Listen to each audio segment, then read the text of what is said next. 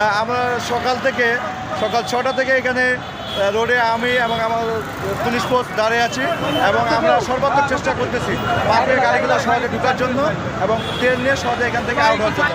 এই রোডে ভিআইপি এখানে প্রচুর পরিমাণে অ্যাম্বুলেন্স এবং যাত্রীবাহী বাস আছে।